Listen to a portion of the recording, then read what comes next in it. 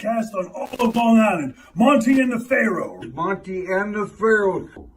Monte and the Pharaoh. The Monte and Pharaoh Show. And you're watching the Monte and Pharaoh Show. Monte and the Pharaoh. With Monte and the Pharaoh. Monte and the Pharaoh. It's Monte and the Pharaoh. Monte and the Pharaoh. Monte and the Pharaoh. Monte and the Pharaoh. Monte and the Pharaoh. Monte and Pharaoh. It's Monte and the Pharaoh. And Monte and the Pharaoh. Oh, is it Monte and the Pharaoh? Monte and Pharaoh. The Monte and the Pharaoh Show. Monte and the Pharaoh. You've got the future Hall of Famer, that rocker, Marty Jannetty, and MJ in the house, and I'm sitting here with two more future Hall of Famers, Monte and the Pharaoh. We're doing that stuff and we gonna rock it.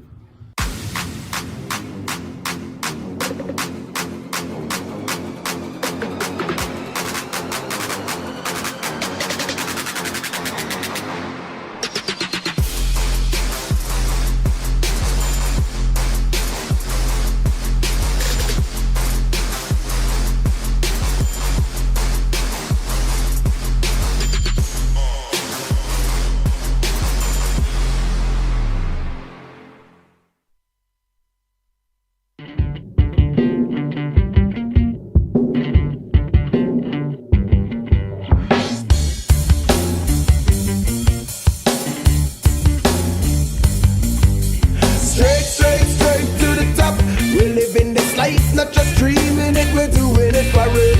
Straight to the top. Working hard every day just to leave out that tower.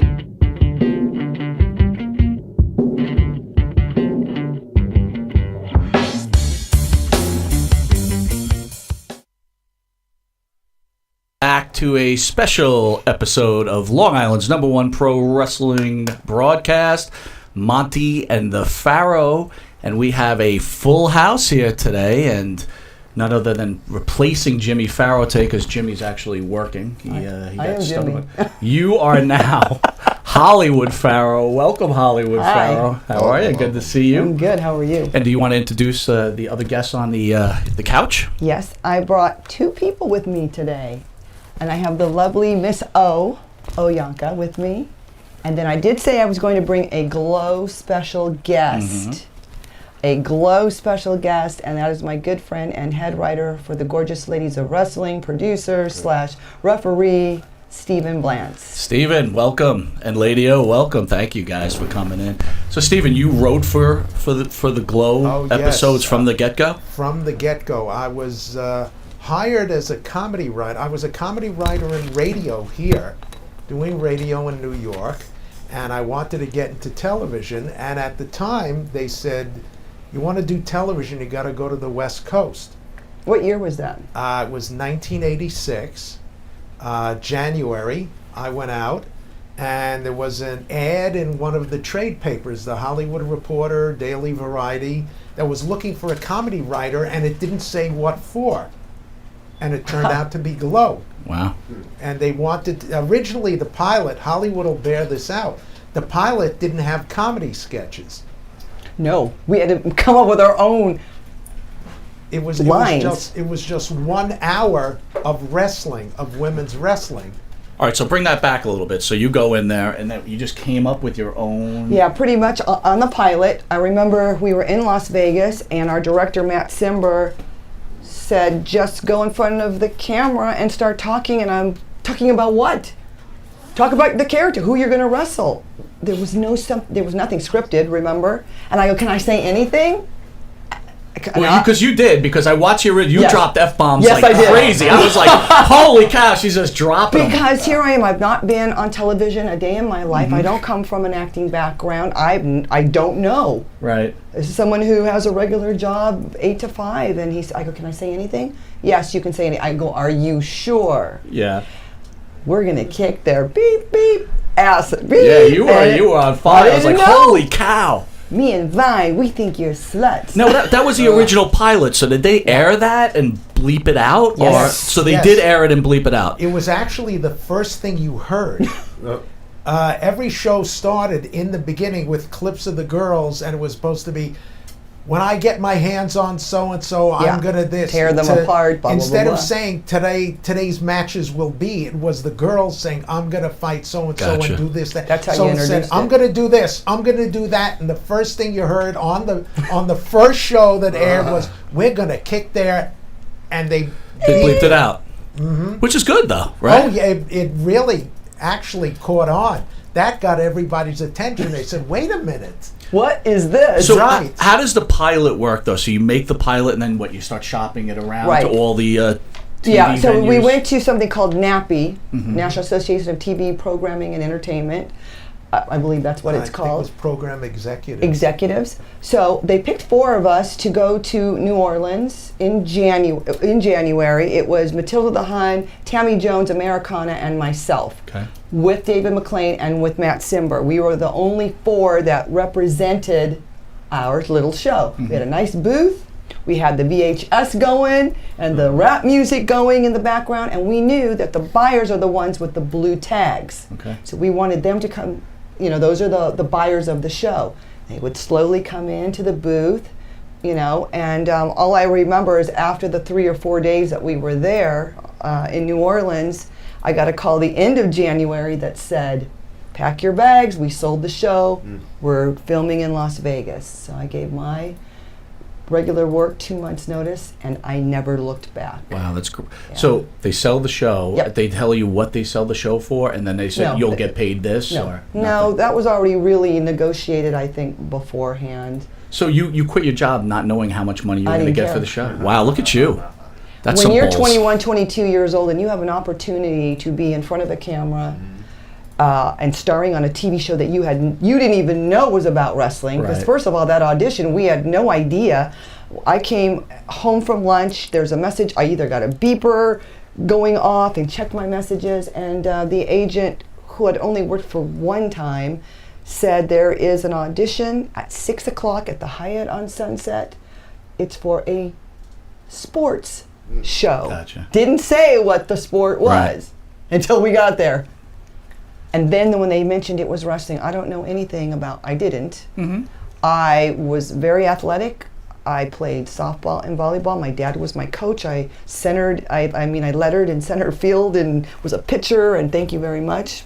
And I knew that if it's going to be sports, I should be able to do it. But when they said, when David McLean said this is about women's wrestling, I'm telling you, a third of the ladies walked with their pictures and resumes and walked out the door. That scared me. But that. What do they know? What don't I know? Yeah, what do right, they know right, I don't right. know? Yeah, sure. What's going to happen here? So I think there was scary. stigma though with professional wrestling, so they probably didn't want to ruin. Like maybe they thought they had a career, they didn't want to ruin it. I think type that of thing. maybe. Yeah. Yeah. And then remember, this is 85. No, 86. 85. Pilot was done in 85. 85. December of 85. Right. Now you were getting paid for this though, right? I actually was not part of the pilot. They originally did it as 1 hour of women's wrestling, and then they decided they wanted to add the sketches, the raps. There were no raps in the There were no original yeah. one. But So- I do want to interject that we were getting paid for training. So I had my regular job 8 to 5, then Monday, Wednesday, and Friday 7 to 10 paid. Gotcha. And I noticed that every time I would come back and I'd be friends with this girl, she wasn't back. I was friends with another girl. Where'd she go? So they were slowly weeding out the girls, and they had 12 character names already picked out, and they were looking for girls to, they wanted to match their personalities with these characters. And I'm thinking, please don't give me one that I'm not going to be familiar with. Don't make me the Louisiana cowgirl. I was going to say Right. something like that, Yeah. the farmer's daughter. Yeah, I was. And I said, I can, I think I will relate to Tina and Ashley or Hollywood and Vine. And when he said, Jeannie, you're Hollywood, I'm like, yes! Yeah, right. I can relate to her. So they did really well, I think, matching up our characters. Now, how did you get along with Vine? Very well. I mean, we didn't know each other, so we got along Because you pretty tagged well. for like 3 years, right? 2.5 2.5. Okay, yeah. But towards the end, when they put, and I'm being honest, Okay. when you put somebody in the same room, in the same sketches, in the same matches, your hair's in my way. Oh, well, your hair's in my way. Right. Oh, yeah, it got like sisters, and so it's putting people, you got to give them some space to breathe a little bit, and then she left, and then I started tagging with others and doing my own matches, singles, Right. which was great. Now, did you see this going further for yourself? Are you kind of using this to be a stepping stone? I to thought it move at on first- to some other acting. Well, I knew that I was a bigger fish in this smaller pond because it was wrestling. And back in that time, I didn't know any of my friends who were wrestlers. They wanted to be models and actresses. And there was a lot of competition there. So I'm like, this is a good gig. I'm on TV, they're not. I'm doing Married with Children. I'm doing the show with the Donahue Show. So I was digging it. Yeah. I was loving it. And so I did the pilot and then all 4 seasons of that show. And I did a hell of a lot of interviews, didn't I, Steve? Lots. Steve, how was it handling all these women and the scripts? Were they did they argue about what you wrote for them? Was it a big problem? They never argued about it, but interestingly enough, a couple of them counted lines. Who had more Really? lines? Ooh, please tell. Who had more? We're Do in the tell. most. We're in the most sketches, right? Really? It actually became competitive, and That's interesting. about middle of the second season, we started doing a thing because McLean had left with some of the girls, and we needed a new way to introduce new characters. And I was born a ham, am still a ham, and will die a ham. And I started getting recognized for being the referee that people smacked around. So when they said, well, McLean's gone, what are we going to do? How do we start the show? I said, I have an idea. It'll be their locker room, and I'll knock on the door and say, quiet down, get ready for your matches. Someone will bump into me, and I'll mouth off to them, and they'll smack me around. Which we did. And we did. And I always thought, in the ring, they were pulling their punches and kicks. When they were doing the opening with me, they were laying into me. So I think they were getting back for all the jokes I did at their expense, saying so-and-so is so fat or so-and-so looks like this, that, and the other thing. But it was a ball.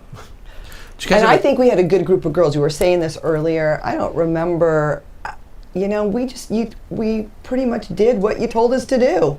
You know, you said, Hollywood, you're going to do this. Oh, I'm wrestling her again. They put me against the farmer's daughter too many times, but those were great matches. And we truly didn't care for each other because we went to the same high school. Really? And we knew the same people. So when you have that going on and you're only 20 years old. Wait a minute, so you're at the same, so you both try out at the same time? Yeah, And you well, she tried out after me. I did the After. pilot. So Well, you we had no idea, but she was 3 years younger, so I Okay. didn't go to school with her. Gotcha. But we knew the same people in our town. So now you put these two girls together, and she wants to beat the crap out of me, and I want to do the same to her, and I want to win. And heels did not win so much back then. Remember? See, it was like, Well, it mirrored wrestling at the time. Most of the time, the babies wound up, if Winning. there was a feud, babies won. You would drag it out. And of course, the girls, not knowing wrestling, didn't understand, why am I fighting her again? yeah. So you were trying to follow the actual script of like regular professional Yes, wrestling, that right? was my thing. I think I just hit the okay. microphone, but that was my thing. To try and make it as much like regular wrestling as possible. right. So in other words, you had feuds, and we did things then that WWE is just doing now, 30 years later. We did The tag All team. Girls Battle Royal, Yeah. Texas Tornado matches, Falls Camp, all with women because No holds barred. Right, I was a fan from the time I was 10 years old. I mean, I go back to when Bruno was champ, the first time. Awesome. The first time. So it was all in here, and I said, it has to look like a real wrestling show. Great it's women, great you got costumes, great you got gags, you got songs, sketches. The wrestling has to be like a regular wrestling show. So that's why we had feuds. That's why Fiji and Matilda was We're a natural. always against you and Sally. and Sally, or Hollywood and Vine versus Tina and Oh, Ashley. boy. Right. And everybody remembers these, but that was to build feuds. But you got away with a lot of stuff. You like The first and you had second season, You had yes. the older, the ones that wore the forgive me for saying this, those KKK men. Yeah, I was the like, left. holy cow! Like I remember back then, I was like, how are they getting away with this? We did. You could not do glow now The way we did the it way then. we did it then. No way. Where we had Chainsaw and Spike, who were really sisters, the heavy Yes. metal sisters, incredibly creative. Talented. And they did a thing where they fought Ebony, who was, she played a African-American model, Yes. and the farmer's daughter, and they put a watermelon in the ring. They cut it first. First of all, But with they the chainsaw. They took the chainsaw, sliced it in half, and they put it on her head. Oh my God! I was like, and that back then, even to me, I'm like, ooh. Are you uncomfortable? Like, a little my bit. God, yeah. this is like, wow. Yeah, I feel so bad for yes, as a talent, But we as the never performer. forced anybody No. to do that. We never. No. If someone was found it objectionable, I don't want them to do that to me. Did you have anybody object to any of your skits? No, I don't think so. no, nobody ever objected. I even did the Deutschland, With Uber alles. Matilda, I had to teach Hollywood and Vine Deutschland Über alles. Because Yes. Matilda then we had a Gestapo match, Right. which wasn't well known in WWE, but McLean came from the Midwest, Dick the Bruiser's promotion, and they had Gestapo matches. Because their lead heel was Baron von Raschke, if you remember him. Of course, the Claw. And he came in goose. He had a cape, he had the swastika, and he came in goose stepping. So they had a Gestapo match. So McLean said, "We're going to do a Gestapo match." I said, "Okay." So Hollywood and Vine were Matilda's cohorts, and they had Seconds. like Nazi SS We had to go outfits. shopping for that stuff. Where did you find that? Kmart? No, we went to Excuse Los me, Angeles. swastika, please. No, we went to Matt took Vine and myself to some warehouse theatrical actual prop place, and we got to go wild through there. Oh, these chains look good. The gas mask. Oh, my God. The file for the neck. Oh my God. We purchased Nazi outfits. and Nazi Yeah, it's outfits. crazy. And swastikas. Yeah. And did a Gestapo match. Oh my gosh. And since they were Our Matilda flags. the Hun's cohorts, he said, "Well, they have to come out singing Deutschland über alles." Yes. They didn't. I had to teach them Deutschland über alles, Yes. but when they sang it, it sounded like the On Wisconsin fight song, but it still worked. But the end, if you remember the end of the match, Yes, I pick up the Fiji rips off the swastika yeah. and spits on it and throws it in the ground, and Americana takes the flag, was the Nazi flag, Right. and breaks it over her knee. knee. She does. So Yeah. it's like good prevailed, and it But was I picked put up the down. white flag and started hitting it over, so we've lost because Hollywood picks up the white one by accident because she's trying to get Fiji off of Matilda to Right. save her. But in the meantime, we're Wait. surrendering. There you go.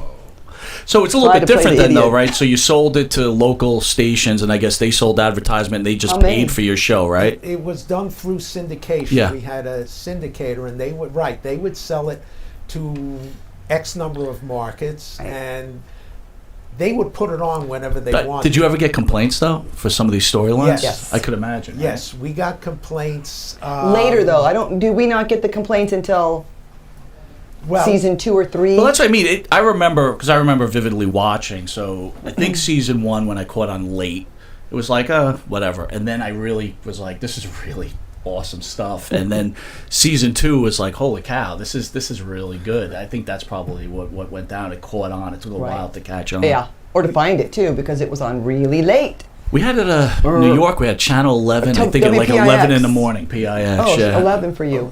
originally, I can tell you everything. Originally, we were on at midnight. Yes. Okay. That's when I Channel remember. 11, Saturday nights at midnight, and the ratings were so good, they switched it and put it Saturdays at noon. Okay. And we Channel got There you that in go. That's California right. too on KCOP 13, so they mirrored each other. And I found out, if you remember the 80s, 86, the New York Mets got to meet Davey Johnson. I actually worked with him on a project, and he told me Met games started at 1. Glow was on in the clubhouse. Yeah. 12. That's and funny, the man. Mets were watching. Oh, I love it. So no watching wonder they below. sucked. No, that way 86 was the champion. Oh, so wait a minute. So now it's Right. even worse. You took probably the greatest team that should have won about 5 World Series, and you only won 1, thanks to your scripts. Because of me. Yeah, well, what can I say? But it was funny because they would ask questions about it. Yeah. They asked, how did you fake Susie Spirit dislocating her elbow? And the answer was, I know we the real didn't. answer. It really happened. Yeah. But again, you think all of wrestling is fixed, so they thought it was a gimmick. Right. Yeah. Wow. Yeah. So, Lady O, we're not forgetting you. Tell me a little bit about yourself. Oh, there's not much to tell. I have a very boring life. Well, You're a good bodyguard. you're a that's true for sure. badass, that's for sure.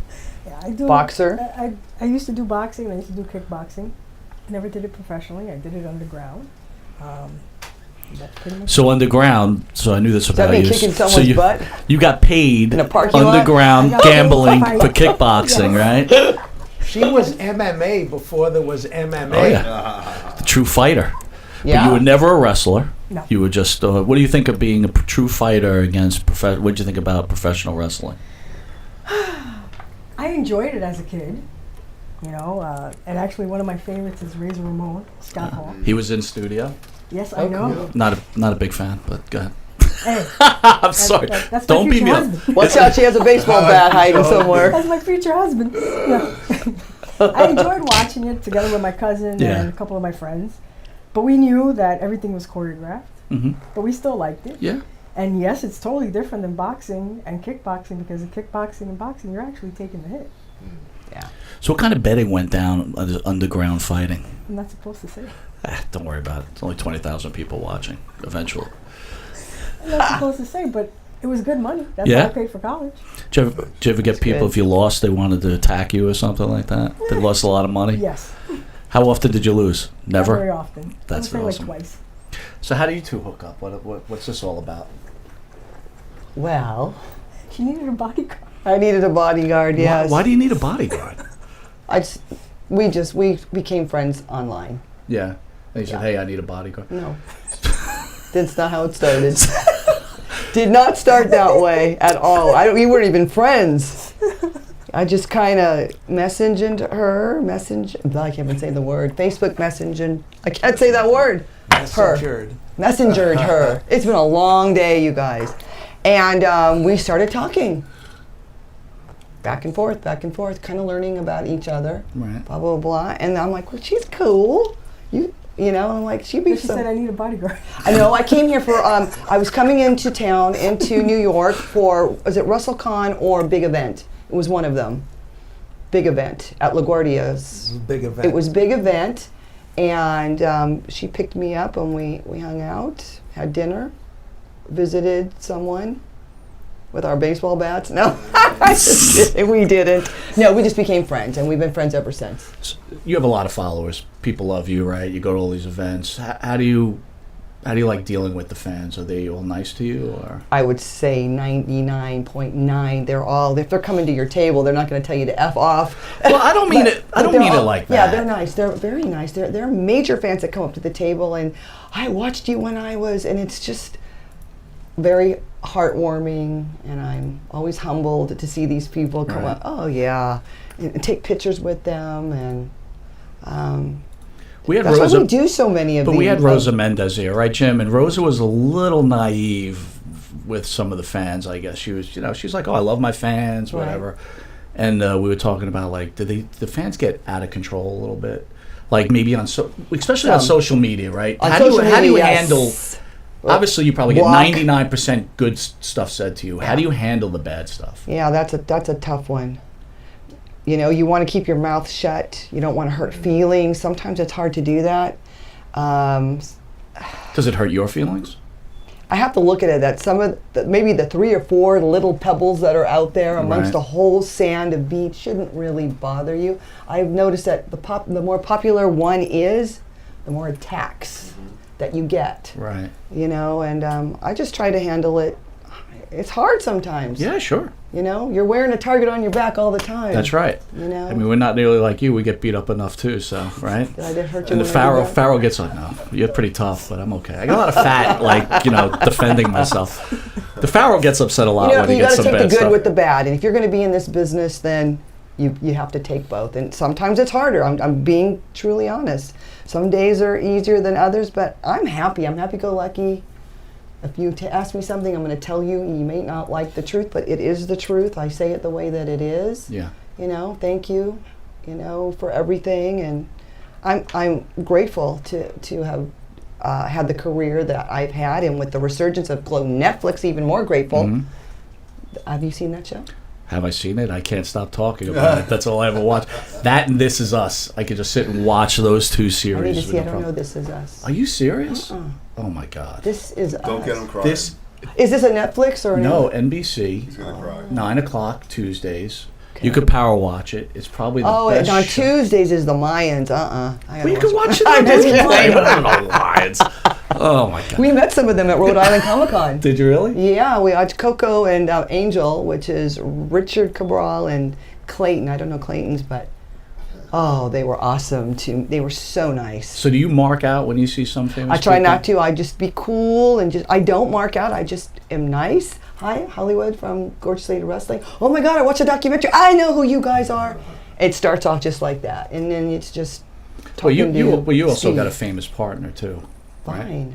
Can you Yes. tell everybody out there how you met him and how this? Oh, relationship my is partner, going? yes. Yeah, Ryan. your partner. Yeah, my partner. Oh, Ryan. I met Ryan 2002 in Los Angeles. We were dating.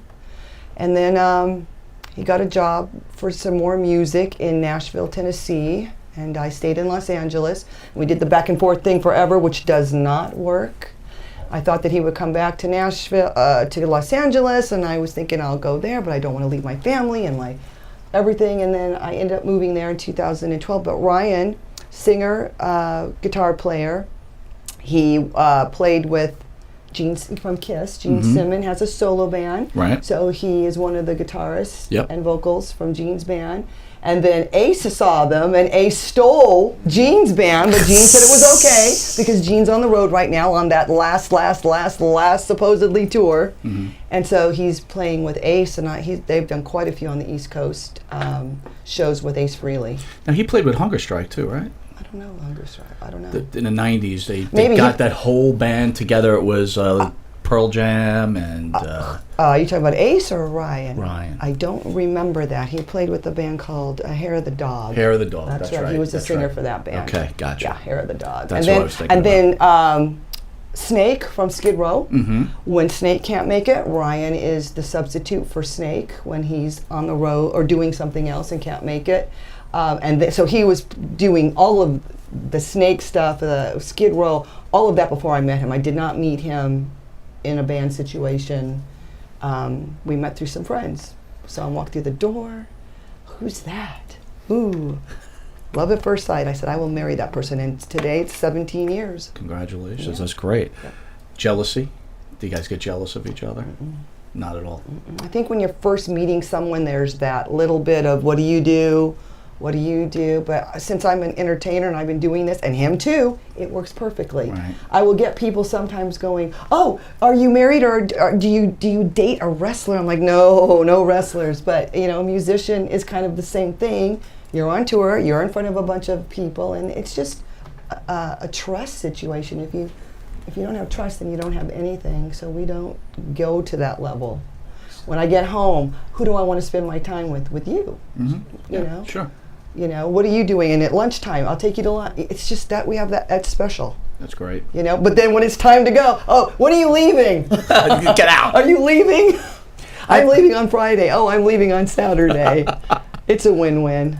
Yeah, trust is everything. So let's go back to when you first brought on the Glow Show. You have a bunch of beautiful women. Was there a point where they were like, hey, look, be a little more friendly towards the advertisers and that type? Like, nothing like that? I don't remember that. No. They just let us do our thing. It was just like, go. And as far as dressing, they let us dress the way we wanted to. Like Hollywood always dressed in lingerie. And I remember there was one place that we went to, and I wasn't allowed to wear the lingerie, so I had to put on Broadway Rose's costume. Somebody asked me, why is Hollywood wearing the one piece? Mm-hmm. Remember the purple outfit that Right, Broadway I remember Rose? that. And I was told that they didn't want lingerie on this particular, so Hollywood had to change, and I put on her outfit. But no one ever told us, go schmooze over here, or go do Nothing this, or like have that. dinner. Never. Well, that's No, great. No. That's great. So it just stood on its own, right?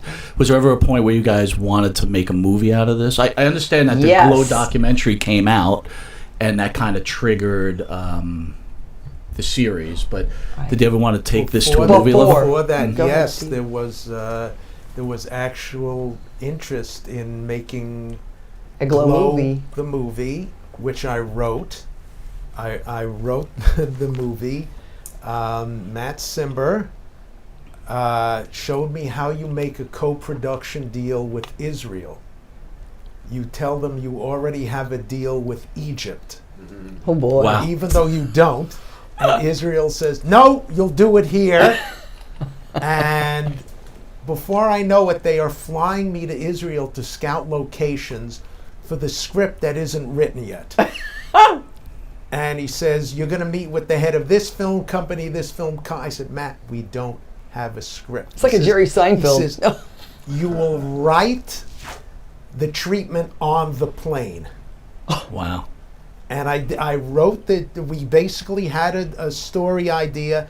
The Glow Girl, remember this is the 80s, the Glow Girls saved the world from international terrorism. love Oh it. my God. And it would love be it. the lady wrestlers wrestling the terrorists. What a great cartoon that would have made. And so I write this stream on the plane to Israel, which they had told everybody, oh, this big American producer is coming.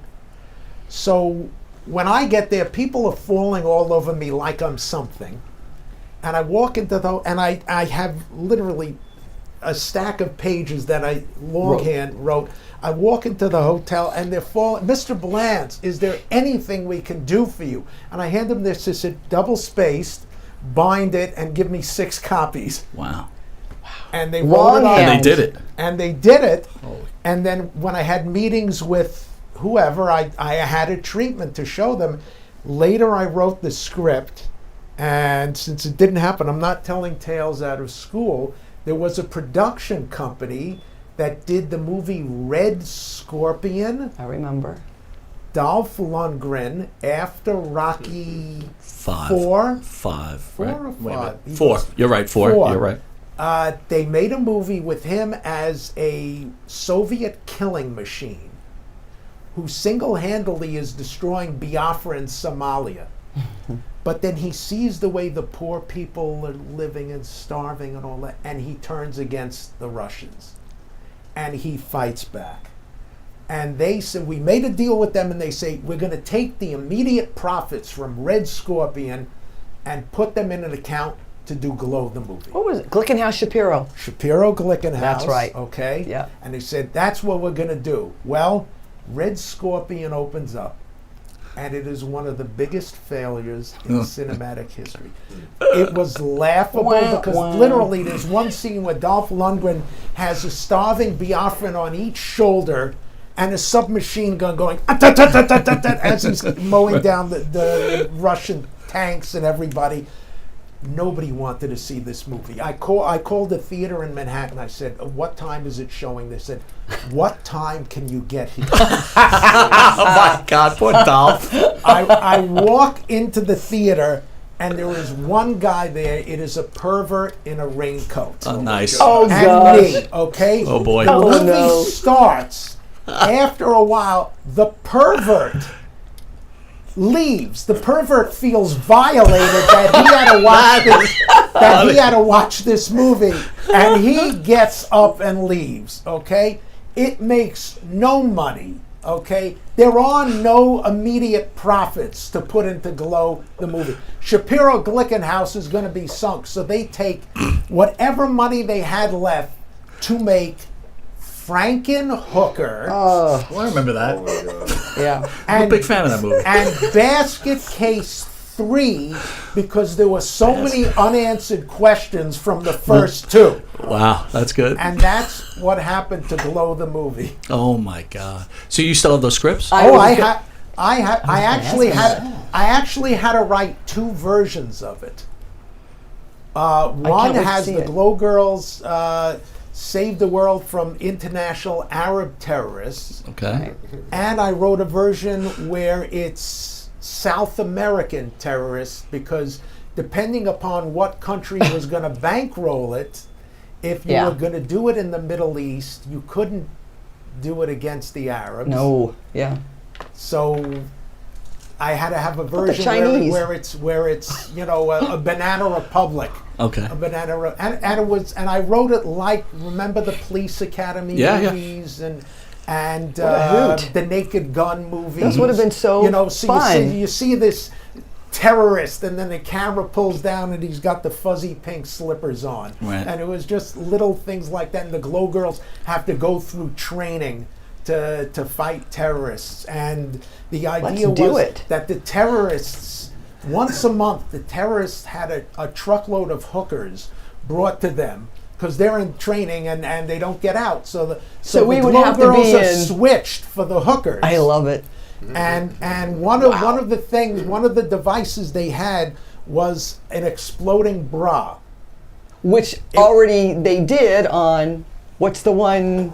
What was International of Terrorists. Austin Yeah. this was Austin years Powers. before. Austin Powers. This is years before. I know but that. But it was a time bomb bra. So you would set the dials. Oh my And gosh. throw it, and it would explode. But when the terrorists get the girls, they're feeling them up, and they're actually setting off the thing. And the That's girls nice. have to stop and readjust the thing so it doesn't explode. Oh So my it said God. all this crazy stuff in it. But With beyond this movie, now you have this Netflix series which is ending. Did you guys ever think about rebooting the whole Glow? We don't Deal? own it though. right, Sure, that's we the thought problem. about it Who owns many it? years own ago. it. Yeah. We don't own it. So who owns it? The farmer's daughter. One of the farmer's daughters owns it. Yeah. She owns- got the name. And And there's the no rights. and there's no interest in. She has no interest in rebooting this thing. I mean, this is hot right now. Issues. You know. We would love that, but that's trying to get that across to somebody. Right. It's It's difficult. Let's it's just say that. difficult. It's It's out of our hands. Let's just put it that it's- way. I don't know. Send Lady O down there to take care of it. She owns the right, and right now I believe she has an exclusive with Netflix. Right. So she that can't do anything. She cannot do anything. I don't know how long it lasts. Oh, so she got paid. Oh yeah. She got so paid. she She's got the only paid. one that got paid. Wow. She Okay. got paid, right, and She subleased the title to Glow Netflix 3 times, and now a 4th time. So she's been paid. So she was 4 what she times. knew to trademark this before anyone could trademark. She Is that just what happened? asked. She went up to the owner and said, "I'd like to buy this," and he gave it to her. That was Wow. all. That's basically. And who would have thought? and of course this was after the show was canceled. Yeah. So Everybody's like, it doesn't matter, right? it doesn't matter. It's over and Right. done with. Yeah. And then the documentary came out. Years later. And did 2012. The documentary on Netflix did tremendously, and that's when Netflix is. And by the way, I don't mean to interrupt you. That is one of the best, just pure pro wrestling documentaries. It's in my top 10. It's so well done. Thank you. That was Brad and Brett from Right. Houston. Right. 2 young kids. But they were fans also. They had watched They wanted it. to know what happened to Glow. Let's do our next project about Glow. And they found Ursula first. But they couldn't just do a documentary about her. They met all of us and went, wait a minute, let's interview all of these ladies and put this together. Mm-hmm. Wow. And then Gingy Cohen from Orange is the New Black saw the 2012 documentary and said, I'm going to do a show. Right. Let's Netflix, inquire about it- this. It did so well on Netflix. Yeah. Lots of subscribers. But they didn't want to involve No. any of you guys. Said, hey, I don't know what deals were made between maybe Ursula and we don't know. We don't know either. And the funny thing is, they used that documentary as a blueprint. Correct. And they picked that clean. Mm. And not only the documentary, but now there are stories in that mirror stories that happened to the real people. Right. And there was one thing that just drove me crazy, too. But it's partially Personal. ego on my part, because people were telling me, you know, the Mark Maron character is a combination of you and Matt Simber, the writer and the director. Right. A combination. I said, no, it's really the director. The director. Season 3, Maron winds up being the referee. Yep. If you remember. Yep. Yes. And he always had a beard in the first 2 seasons. He didn't have a beard in season 3. Him in the ring, in the referee's outfit with the mustache and aviator glasses. Was you. Somebody online saw an old glow and actually wrote, "Boy, that guy really looks like Mark Maron." Wow. That's pretty Jeez. funny.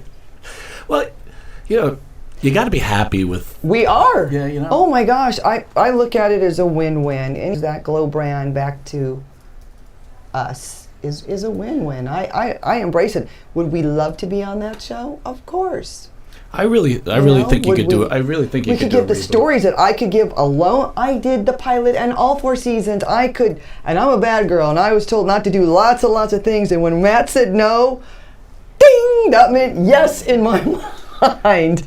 And we were, poor guy, because, you know, trying to get 30 girls together in one place. We had curfews at 12 midnight. Did I make curfew? Lots of trouble. You know, Hollywood was, when they picked Hollywood, they knew the genie would be Hollywood and Hollywood would be genie. Would you think that you're probably the most successful out of all the Glow girls? I thought that Lisa Moretti was the most successful because she went on. She went on to the WWE. Yes. Yeah. Hall of Famer. Hall of Famer, 3-time, Yes. 3-time women's champ. Yeah. Did you ever think you were going to transition into that as something you didn't want? So when WWF at the time had come into our town, I was right in the middle of a broken leg, but I didn't want to tell them about the broken leg. So I went down to the audition. I get in the ring. I decided to wear sweatpants because I had my leg was so atrophied. I didn't want them to see it. Plus, I was limping really bad. So once I got up there, and Jim Ross was down there with 3 other guys, and they're asking me all these questions. And I just told them that, I said, Mondo Guerrero was my trainer. And I go, oh, Mondo, asking me this. And then I just told them the truth. I said, I'm sorry, I'm right in the middle of a broken leg. And that was it. But this is what I think. I think if I really, really wanted the next level, I would have done it. For 4 years, I couldn't be a 20-year-old. I just wanted to have a regular life, have a boyfriend, go out. And I didn't want to be have my director be my dad everywhere, and that's what it was. We were on a short leash for 4 years, and I was like burnt out. However, once it was like pulled away from me, I'm like, well, wait a minute. What do I do? Yeah. Wow. Yeah. So I did a lot of independent circuit wrestling as well. Then I got into stunt work and little things like that. Well, let's talk about pop culture. So you were on Married with Children. Yes. Saved by the Bell. Yes. So I'm a big Saved by the Bell guy. Even though I'm too old for that show, but we both are. yeah, I'm way too old for that show, Hey, but I watched it anyway. Some of those kids were at the Rhode Island Comic-Con, so it's kind of cool. But So Screech? Was that, So yeah, we both said it tell at me the what's same wrong time. with Screech. What's He wrong was with a that guy? huge Glow fan. He loved Hollywood. I was down there on the beach, and he laid his towel out next to me. Oh, huge Glow. Did you see the inner workings of that whole group? No, I didn't work on it. I worked on it a day. Just one day. One day. That's it. Just Wow. as a day player on that day, and it was fun. How about Married with Children? I love that show. That was so great. When I'll tell you, the audition that we had, usually when you do an audition, you have several women in the room with their scripts. So Ursula and myself went there, and I didn't see a lot of women sitting down. We walked into the office, and I saw the 2 executive producers. But as we walked in, they're here. All their writers are in the room with us. Made me more nervous. Hi. We love the show. We're fans. Hollywood, read the line first, and then Ursula follow up. Read it, Ursula, this way. Hollywood, read it this way. Okay, guys, we'll see you on Monday morning at 9:30. Her and I walk out the door to the restroom. Oh my God! Yeah, we didn't right. have to audition in front of everyone. They already knew they wanted us. Yeah. So no one told us that. So that was amazing. And Ed O'Neill was probably the funniest people I've ever met in my life. I'm trying to sit there and not laugh while he's wrestling Big Bad Mama. He was so believable and so funny, you guys. You just had to be there. And we were there for a week. We did the Thursday was like the, what is it called? The testing, like we had the run through. Cameras and stuff. Yeah, blocking. Cameras and blocking. And Friday was the live audience, just like glow. Oh, it was so great. Live audiences glow. You have any control problems? Because you had a smaller audience, right? But no, we had a pretty for glow. Yeah, how big were the audiences there? It was free for everybody to come in. It was pretty free, but they had hundreds, and they would wait in line to see us. When we would go, the way the Riviera Hotel worked, you couldn't go directly to the ring. You'd have to come down and around. And when I would go down, people were lined up from the entrance to our arena, which was a small showroom, right, down the stairs, right, around the slot machines, into the main casino. And it was a steady, because we taped lots of shows. We taped the equivalent of 3 shows in one night. Afternoon. Kind of like Family Feud does. Right, sure. 5 shows in one day. So we would do. So that's like 4 or 5 matches. Yeah, for 15 plus matches. And so the crowd it came and went. Right. So we had maybe 800 to 1,000. So you had a rotating crowd coming through. And then when they did construction, they moved us to the convention center. Right. And we filled the convention center. So there was never, there was security, which we actually put in the show. Yes. When somebody went crazy, Heavy Metal Sisters went crazy, McLean, we need Riviera Hotel security in here. And the security ran in to subdue them. And I swear, one time when the girls are struggling, when one of the security guards' guns falls out of his pocket, and he doesn't even realize it. And I mean, but nobody in there attacked anybody. No. Our paramedics were real paramedics. And they became part of the show. Yes, too. they did. You know what's? I don't want to be like a wrestling smarky, but back in the WCW days, they came up with that idea to rotate in Florida, the Disney World, whatever you want to call it. They would rotate the crowd. Right. That's another idea stolen then from you guys, right? We had, and I know this for a fact because I recognize one of the people in the elevator. People from WWF, and at that time it wasn't WCW, it was NWA, right, came to every taping to see what we was going did. on. And I was in the elevator once with one of the guys, and I knew who he was because I used to watch all types of wrestling. That's because you're a huge wrestling fan. I was a huge wrestling fan, as I say. And I also have an almost photographic memory.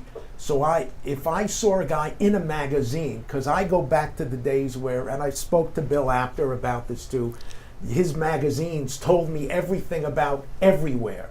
So that's how I knew who Rip Hawk was, and that's how I knew.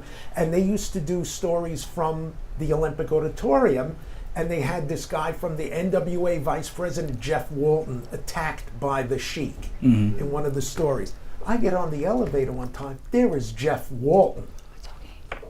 And why is he there? Because he's coming to see the matches. Same thing, they had WWE had somebody there because they stole. I always say Vince McMahon has been stealing from me for 30 years. Probably. Nothing wrong with it. And we had mentioned Daisy and Gremlina and all those. The day that aired, Daisy became free from Gremlina. Right. Broke her chain and all this other stuff. WWE had Hercules about to be sold into slavery by Bobby the Brain Heenan to the $1 Million Man. Yeah. Broke his chain and became a baby the exact same day. Were you ever approached by any of the major organizations to write for them? Vince McMahon hated us. Yeah, he didn't like us. Did he really? He would tell his wrestlers, I kid you not, when we were at Nappy selling the show, WWF was there. We were over here. He told his wrestlers not to come and talk to us. Really? So I decided that I was going to walk around, and here comes Jesse the Bod Ventura coming towards me, and we're looking at each other knowing, and I go, we're not supposed to talk. He goes, I know, but let's talk. That's pretty funny. They loved us. Yes, Vince McMahon hated us because we did Competition. something out of the box that, again, it took him 30 years to do. Their women's revolution was started by us. Yeah. We launched an entire women's show. Yes. And he could never do that. Remember, they kept going back to Moolah at that time. Right. Wendy Richter, when she got too big, he He the pulled belt it. back He on. squashed Yeah, her. put it back on Put back Moolah. on. So that he, and we did this, and McMahon hated us. And he told his wrestlers, you don't like Glow. Yes. And years later, I found out they all loved Glow. And They going all to loved these Comic-Cons and talking, I just saw Devon last Dudley weekend, and yeah. Spike. Oh my God, Hollywood! Yeah. You're one of my favorites. Thank you for doing what you guys did. Right. It's just humbling. Like Well, the show you was don't know the this show until was you innovative. run into these guys. Right, you guys were innovative. You're right. This is part of the whole women. You have a integral part in what's going on today. Because I'll tell you personally, Jim knows the women are my favorite part of the show. I can't even watch it, but it's not because they're just women either. No. They are I think they're more great entertaining. athletes. Absolutely. They're more entertaining to watch. So we got about It makes it exciting. we got about 5 minutes. So I got Okay. one question, and then we're gonna go to I want to go into your candles. And by the way, thank you for the shout out. I did on Busted Open I today. love you for that. I was busy in meetings all day today, but And then on the you way heard home, it. I heard. I said, "Phew," I did on replay. She came through. Let me play it again. Good. What famous person ever asked you out on a date besides your husband? It was And Sylvester. did you ever go on that date? I didn't. I did not. Well, there's a few, but say the list maybe. there's a few. There's quite a few, but I'm going to be. It was Sylvester Stallone's brother, Frank. Frank asked you. Remember? Oh, he was all over. He loved her. Yeah, Frank Stallone. Did he sing to you? He wasn't singing back then. I don't remember him having a voice.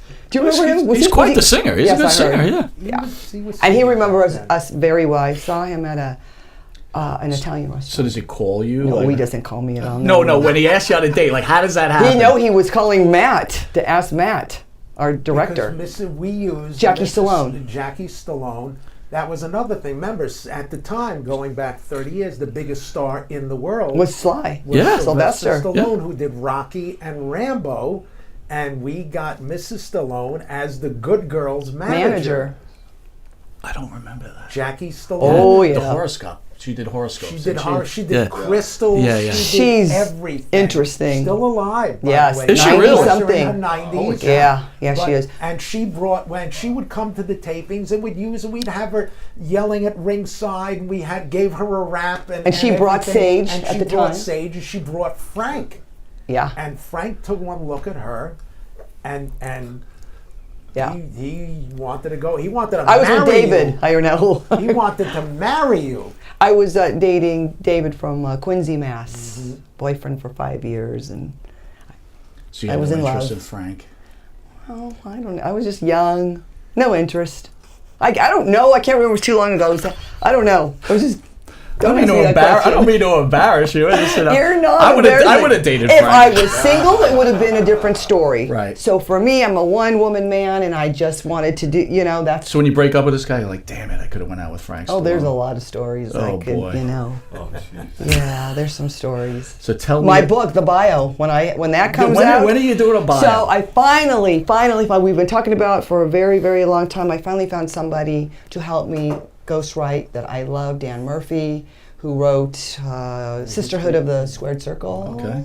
He's really good, and so hopefully maybe it Well, will if it doesn't be- work out with him, we have our own studio producer, and he just wrote a book, Stephen Miller, on the Rascals, right? And the Rascals. Yeah, he just Nice. wrote. He just finished with his book. So if you need anybody, Thank tell you. me about the soap. Oh my gosh, the soap. We're gonna finish this out with the Right, soap. all right. So I make homemade soaps. Love Yes. doing that. They're homemade. There's like 3 oils in them, some water and a little bit of lye, but it's something that's soothing and calming, and I love it. If anyone's interested, they can go to my website, jeanniebasone.com, and find the soap. But and Christmas is coming. Yeah. I wouldn't bring you a soap. God knows I need it.